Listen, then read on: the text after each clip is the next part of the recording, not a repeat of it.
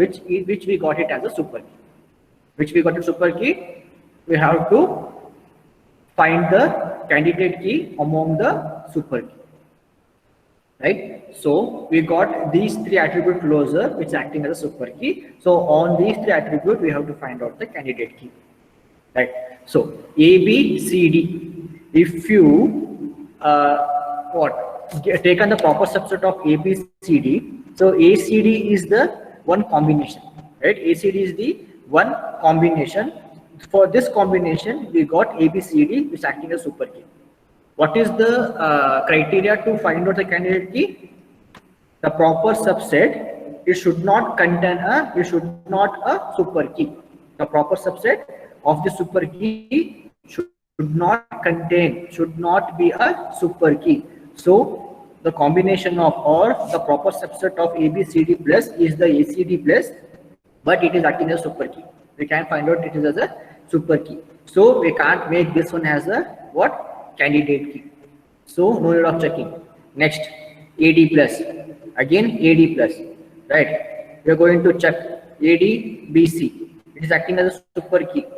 But after you decomposing this one, after the means AD plus is there, if you divide, if you make a proper subset, right, it is A and D, right? AD plus, if you make A plus and D plus, you just find the attribute closer now. A, reflexive property, with the help of reflexive property, I can easily write the A attribute here. Next, A determines B. This is the condition they are given. This is one of the functionality they are given in the functional dependency. In the question only they are asked, right? A determines B. So with the help of A, I can determine B. Then with the help of B, I can determine C. Right? Again with the help of C, I can determine A. Already we have A, so we are not considering that A again. So A, B, C. We don't have D, right? So this functionality, AB resultant of this A attribute closer A plus is not same as the attribute in the given relation. D is not there. This is not a super key. Next, D plus. So only D. So here at the left hand side, we don't have any D to determine the right hand side attribute. So only D. This is not a super key. Right, so we can consider this AD plus as the one of the candidate key for this given relation ABCD. For this functional dependency, A determines B, B determines C, and C determines A. Okay, till here it is clear to everyone. Or still you have any doubt on this part? Clear. It's clear, right? So next we have next we have to find out the apart from AD plus, do we have any other attributes? Apart from AD plus, do you have any other attributes? To find out that attribute which is acting as a primary key or acting as a candidate key, for that we're going to use it as a prime attribute. Okay, so AD plus, we got AD. You just leave this one, right? After AD plus means you just take the attribute closer of AD plus, we got it as a candidate key, right? AD plus, because these two doesn't have a super key. We can consider AD plus is as a what? Candidate key. Now we got one candidate key. With the help of this one candidate key, can we find out the other candidate key on the given table? But how we have to find out? We have to take the attribute values, correct? A. This A should be present at the left hand side of the given functional dependency. Sorry, not left hand side. It should be present at the right hand side of the given functionality. A is there, so we have to check here at the right hand side. A is there, no, it is not there. Now it is not there. Here it is there. At the left hand side we have A, right? Then we have to replace this A with the left hand side value, correct? That is what I explained yesterday. We have to replace this A with the left hand side value. So in place of A, I can replace C, because right hand side we have A, at the left hand side of the functionality we have C, so replace A with C, right? So now we have to take the attribute closer of CD plus. So CD, C plus, D plus, right? C with reflexive property, C, then with the help of C, I can find out A, with the help of A, I can find out B. So there is no D in the result of the attribute closure C plus. Fine. So this is acting as a, this is not a super key. This is not as a super key.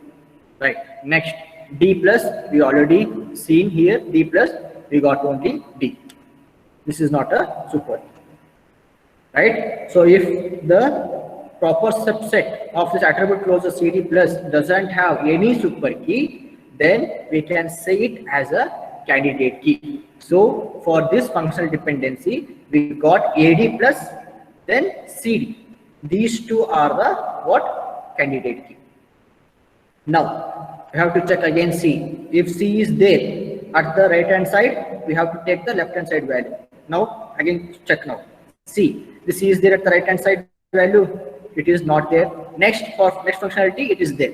So we have to replace this right hand side value with the left hand side value. So replace C with the BD, B and D. Now take the attribute closure of this one, BD plus, right? So just give a proper subset, B plus and D plus, you decompose B plus and D plus.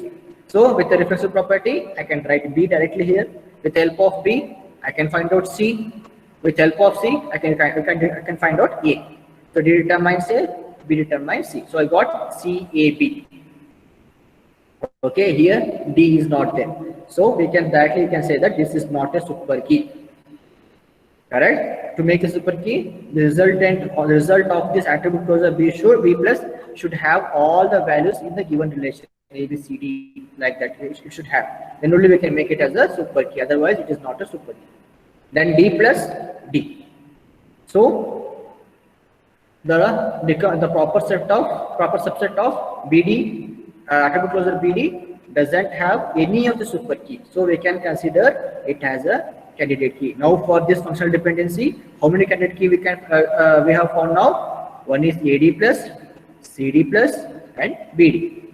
Now again check whether this B is there at the right hand side. We have to check. Yeah, it is there.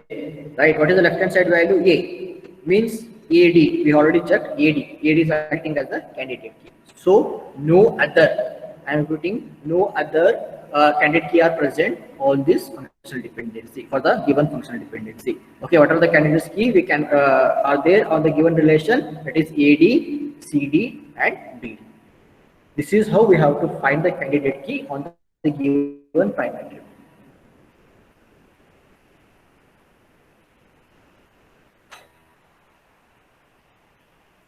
Guys, any doubts, any confusion, any doubt, please clarify.